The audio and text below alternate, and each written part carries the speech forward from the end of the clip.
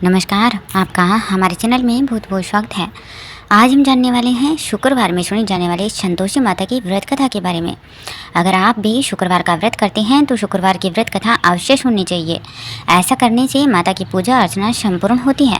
आइए जानते हैं संपूर्ण व्रत कथा के बारे में। एक गांव में एक बुढ़िया रहती थी जिसके 7 बेटे थे। 6 बेटे कमाने वाले थे और एक बेटा निकम्मा था। बुढ़िया माँ 6 पुत्रों का जूठा भोजन 7वें पुत्र को देती थी। 7वां पुत्र एक दिन अपनी पत्नी से बोला, देखो मेरी माँ का मुझ पर कितना प्रेम है। वह बोली, क्यों नहीं, सबका जूठा बचा हुआ तुमको खिलाती है। वह कहने लगा, जब तक आंखों से नहीं देखे मान नहीं सकता। पत्नी ने हंसकर कहा, देख लोगे तब मानोगे। कुछ दिन बाद एक बड़ा त्योहार आया। घर में 7 प्रकार के भोजन और चूरमा के लड्डू बने। वह पत्नी की बात को जांचने के लिए सिर दर्द का बहाना बनाकर पतला कपड़ा सिर पर ओढ़कर रसोई में जाकर सो गया और कपड़े में से सब देखता रहा। 6 भाई आए, भोजन करने लगे। उसने देखा माँ ने उनके लिए सुंदर सुंदर आसन बिछाए, 7 प्रकार की रसोई परोसी और आग्रह कर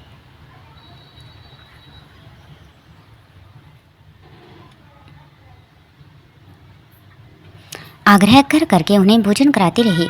वह देखता रहा। 6 भाई भोजन कर उठ गए। तब माँ ने उनकी 5 थालियों में से लड्डुओं के टुकड़ों को उठाया और एक लड्डू बनाया।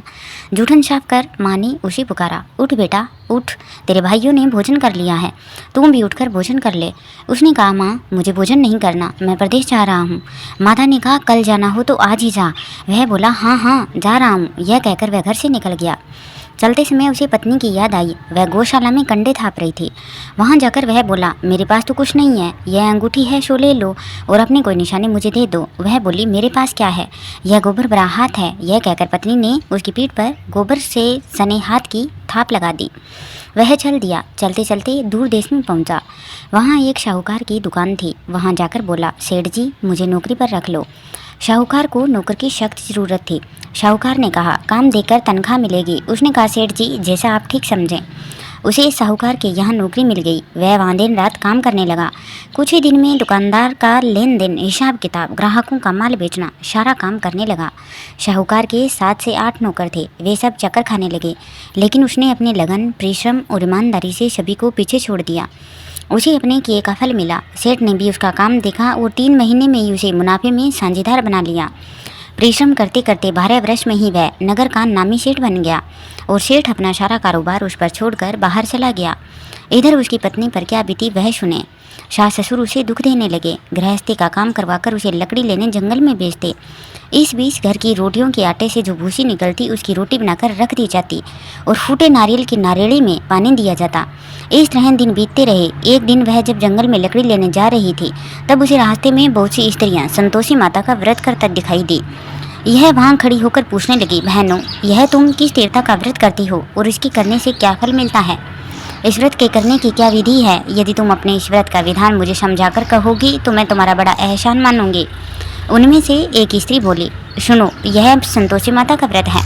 इसके करने से निर्धनता, दरिद्रता का नाश होता है, लक्ष्मी आती है, मन की चिंताएं दूर होती है, मन को प्रसन्नता और शांति मिलती है, निपुति को पुत्र मिलता है, प्रीतम बाहर गया हो तो वह शीघ्र लौट आता है, कुंवारी कन्या को मनपसंद वर मिलता है, चलता मुकदमा खत्म हो जाता है, कलह क्लेश की निवृत्ति हो, सुख की शांति प्राप्ति होती है, घर में धन जमा हो, धन जायदाद का लाभ होता है और मन भी जो कुछ कामना हो सब संतोषी माता की कृपा से पूरी हो जाती है। इसमें कोई संदेह नहीं है।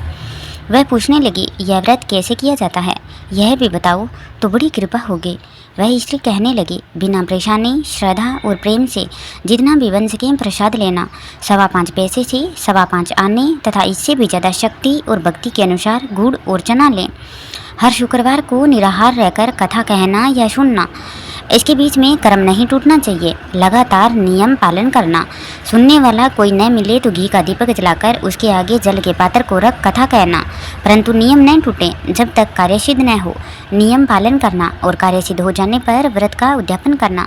3 मास में माता पूर्ण फल प्रदान करती है। यदि किसी के ग्रह खोटे भी हैं तो माता एक वर्ष में अवश्य उनको अनुकूल करती हैं।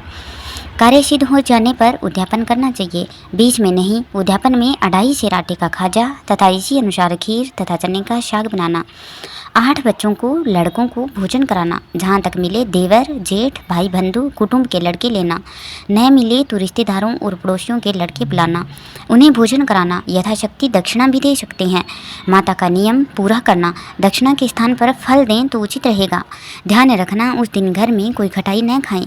यह सुन वह वहाँ से चल दी। रास्ते में लकड़ी के बोझे को बेच दिया और उन पैसों से गुड़ चना ले माता के व्रत की तैयारी कर आगे चले। रास्ते में संतोषी माता के मंदिर में जा माता के चरणों में लौटने लगी, विनती करने लगी, माँ मैं दीन हूँ, मैं मूर्ख हूँ, व्रत के नियम कुछ नहीं जानती, मैं बहुत दुखी हूँ। हे माता मेरा दुख दूर कर, मैं तेरी शरण में हूँ। माता को दया आई। एक शुक्रवार बीता कि दूसरे शुक्रवार को ही उसके पति का पत्थर आया और तीसरे शुक्रवार को उसका भेजा हुआ पैसा आ पहुंचा। यह देखकर जेठानी मुँह से कोड़ने लगी। इतने दिनों बाद इतना पैसा आया, इसमें क्या बड़ाई है। लड़के ताने देने लगे। काकी के पास अब पत्थर आने लगे, रुपया आने लगा। अब तो काकी की खातिर बढ़ेगी, अब तो काकी के बुलाने से भी नहीं बोलेगी। बेचारी सरलता से कहती, भैया पत्थर आए रुपया आए तो हम सब के लिए अच्छा है। ऐसा कहकर आंखों में आंसू भरकर संतोषी माता के मंदिर में जाकर मातेश्वरी के चरणों में गिरकर रोने लगी। माँ मैंने तुमसे पैसा नहीं मांगा, मुझे पैसे से क्या काम, मुझे तो अपने स्वाग से काम है। मैं तो अपने स्वामी के दर्शन और सेवा मांगती हूँ। तब माता ने प्रसन्न होकर कहा, जा बेटी तेरा स्वामी जल्दी आएगा। यह सुन खुशी से बावली हो वह घर आकर काम करने लगी।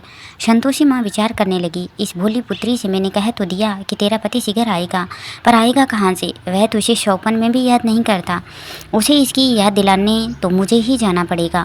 संतोषी माता ने उस बुढ़िया के बेटे को शौपन में समझाया, पुत्र तेरी घर वाली कष्ट उठा रही है। यह बोला, हाँ माता यह तो मुझे भी मालूम है, परंतु क्या करूं, वहाँ कैसे जाऊं। परदेश की बात है, लेन देन का सारा हिसाब किताब है, कोई जाने का रास्ता नज़र नहीं आता। आप ही कोई राह दिखाएं कि वहाँ कैसे जाऊं। माँ कहने लगी, सवेरे नहा धोकर संतोषी माता का नाम ले, घी का दीपक जला, दंडवत कर और दुकान पर जा बैठना। देखते देखते तेरा लेन देन चूक जाएगा, जमा माल भी बिक जाएगा, सांझ होते होते धन का ढेर लग जाएगा। वह अगले दिन सुबह बहुत जल्दी उठा। उसने अपने मित्र बंधुओं परिचितों से शौपन में माता द्वारा कही गई बात कह सुनाई। वे सब उसकी बात सुनकर उसकी खिल्ली उड़ाने लगे। वे कहने लगे कि कहीं कभी सपने की बात भी सच्ची होती है। एक बूढ़ा व्यक्ति बहुत समझदार था। वह बोला, देखो भाई मेरी बात मानो, इस तरह सच या झूठ कहने के बदले देवता ने जैसा कहा है वैसा ही करना, तेरा क्या जाता है। बूढ़े की बात मानकर नहा धोकर उसने संतोषी माता को प्रणाम किया, फिर घी का दीपक जलाकर दुकान पर जा बैठा। शाम तक धन का ढेर लग गया। वह हैरान हुआ, मन में संतोषी माता का नाम ले प्रसन्न होकर घर जाने के वास्ते गहना कपड़ा व सामान खरीदने लगा। सब काम से निपट अपने घर को रवाना हुआ। उधर उसको पत्नी जंगल से लकड़ी लेने गई। लौटते वक्त थक जाने के कारण संतोषी माता के मंदिर पर विश्राम करने बैठ गई। यह तो उसका रोज रुकने का स्थान था। धूल उड़ती देख उसने माता से पूछा, हे माता यह धूल कैसी उड़ रही है। माँ ने कहा, पुत्री तेरा पति आ रहा है, अब तुम ऐसा कर लकड़ियों के 3 बोझे बना, यानी कि गट्ठर बना। एक नदी के किनारे रख, दूसरा मेरे मंदिर पर और तीसरा अपने सिर पर रख। तेरे पति को लकड़ी का गट्ठर देखकर मोह पैदा होगा, यह वहाँ रुकेगा, नाश्ता पानी बना खाकर माँ से मिलने जाएगा। तू लकड़ी का गट्ठर उठाकर जाना और 20 चौक में गट्ठर डालकर 3 आवाज़ें जोर से लगाना, लो सासू जी लकड़ियों का गट्ठर लो, भूसी की रोटी दो, नारियल की नारली में पानी दो, आज कौन मेहमान आया है। संतोषी माँ की बात सुनकर वह बहुत अच्छा माँ कहकर प्रसन्न मन से लकड़ियों के 3 गट्ठर बना लाई। एक नदी के तट पर, दूसरा माता के मंदिर पर रखा। इतने में ही मुसाफिर वहाँ पहुँचा। सूखी लकड़ी देख उसको इच्छा हुई कि अब यहीं विश्राम कर ले और भोजन बनाकर खा पीकर गाँव चले। इस प्रकार भोजन कर और विश्राम कर वह अपने गांव में आ गया। उसी समय भवसिर पर लकड़ी का गट्ठर लिए आई। उसने गट्ठर को आंगन में डाल जोर से 3 आवाज़ें दी, लो सासू जी लकड़ी का गट्ठर लो, भूसी की रोटी दो, नारियल की नारली में पानी दो, आज कौन मेहमान आया है। यह सुनकर सास ने अपने दिए हुए कष्टों को भुलाने के लिए कहा, बहू तू ऐसा क्यों कहती है, तेरा मालिक ही तो आया है, बैठ मीठा भात खाकर कपड़े गहने पहन। पत्नी की आवाज़ सुनकर उसका स्वामी बाहर आया और उसके हाथ में पहनी अंगूठी देख व्याकुल हो गया। उसने माँ से पूछा, माँ यह कौन है। माँ बोली, बेटा तेरी पत्नी है, आज 12 वर्ष हो गई हैं, जब से तू गया है तब से सारे गांव में जानकर भटकती फिरती है, काम काज कुछ करती नहीं, 4 समय आकर खा जाती है। अब मुझे देखकर भूसी की रोटी और नारियल के खोपरे में पानी मांगती है। वह बोला, माँ मैंने इसे भी देखा है और तुम्हें भी, मुझे दूसरे घर की चाबी दो, मैं उसमें रहूँगा। ठीक है बेटा, जैसी तेरी मर्जी कहकर माँ ने चाबी का गुच्छा बेटे के सामने रख दिया। उसने दूसरे घर को खोलकर सारा सामान जमाया। एक ही दिन में वहाँ राजा के महल जैसा सा ठाट-बाट बन गया। अब क्या था, वह सुख भोगने लगी। अगला शुक्रवार उसने पति से कहा, मुझे संतोषी माता का उद्यापन करना है। पति बोला, बहुत अच्छा, खुशी से कर लो। वह उद्यापन की तैयारी करने लगी। जेठ के लड़कों को भोजन के लिए कहने गई। उन्होंने मंजूर किया, परंतु पीछे से जेठानी ने अपने बच्चों को सिखलाया, देखो रे, भोजन के समय सब लोग खटाई मांगना, जिससे उसका उद्यापन पूरा न हो।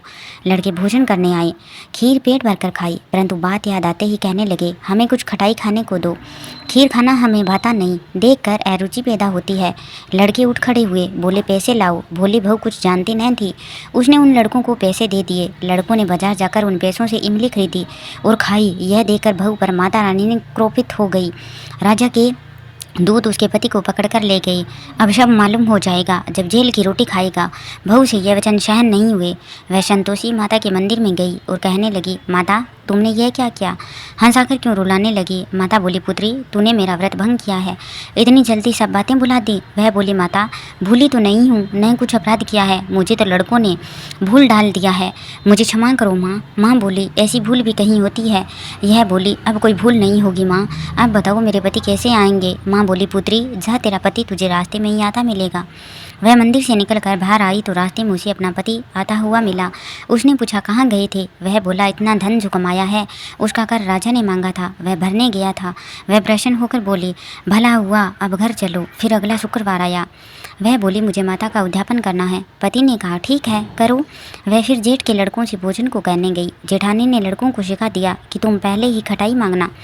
लड़के भोजन करने बैठे, लेकिन भोजन करने से पहले ही कहने लगे, हमें खीर पूरी नहीं भाती, जी बिगड़ता है, कुछ खटाई खाने को दो। यह बोली, खटाई खाने को नहीं मिलेगी, खाना हो तो खाओ। उनके उठकर चले जाने पर उसने ब्राह्मणों को लड़के बुलाकर भोजन करवाया। दक्षिणा की जगह उन्हें एक एक फल दिया। इससे संतोषी माता प्रसन्न हो गई। माता की कृपा से 9 माह बाद उसको चंद्रमा के समान एक सुंदर पुत्र प्राप्त हुआ। पुत्र को लेकर वह प्रतिदिन संतोषी माता के मंदिर में जाने लगी। माँ ने सोचा कि यह रोज आती है, आज क्यों न मैं इसके घर चलूं, इसका आसरा देखूं तो सही। यह विचार कर माता ने भयानक रूप बनाया। गुड़ और चने से सना मुख, ऊपर से मुंड के समान होठ, उस पर मक्खियां भिनभिना रही थी। दहलीज में पैर रखते ही उसकी सास चिल्लाई, देखो रे, कोई चुड़ैल डाकिनी चली आ रही है, लड़को, इसे भगाओ, नहीं तो सबको खा जाएगी। बहू रोशनदान से देख रही थी, वहीं प्रसन्न हो उठी, आज मेरी माता मेरे घर आई है। यह कहकर दूध पीते बच्चे को गोद से उतार दिया। इस पर उसको सास क्रोध में भरकर बोली, अरे चुड़ैल, इसे देखकर कैसे उतावली हुई है जो बच्चे को पटक दिया। इतने में माँ के प्रताप से जहाँ देखो वहाँ लड़के ही लड़के नजर आने लगे। यह बोली, माँ जी, मैं जिनका व्रत करती हूँ यह वही संतोषी माता है। इतना कहे उसने झट से घर के सारे किवाड़ खोल दिए। सबने माता के चरण पकड़ लिए और विनती कर कहने लगे, हे माता, हम मूर्ख हैं, अज्ञानी हैं, तुम्हारे व्रत की विधि हम नहीं जानते, तुम्हारा व्रत भंग कर हमने बड़ा अपराध किया है। हे माता, आप हमारे अपराधों को क्षमा करो। इस प्रकार बार बार कहने पर संतोषी माता प्रसन्न हुई। इसके बाद उसकी सास कहने लगी, हे संतोषी माता, आपने बहू को जैसा फल दिया वैसा सबको देना, जो यह कथा सुने या पढ़े उसके संपूर्ण मनोरथ पूर्ण करना। बोलो संतोषी माता की जय हो। इस प्रकार संतोषी माता के पूरे विधि विधान से व्रत करने पर माँ सबके मन की इच्छा संपूर्ण करती है। संतोषी माता की व्रत कथा सुनने के बाद में भगवान गणेश की व्रत कथा अवश्य ही श्रवण करनी चाहिए, इसे व्रत पूर्ण माना जाता है। हमारे धार्मिक ग्रंथों में शुक्रवार का दिन संतोषी माता की पूजा के लिए निर्धारित है।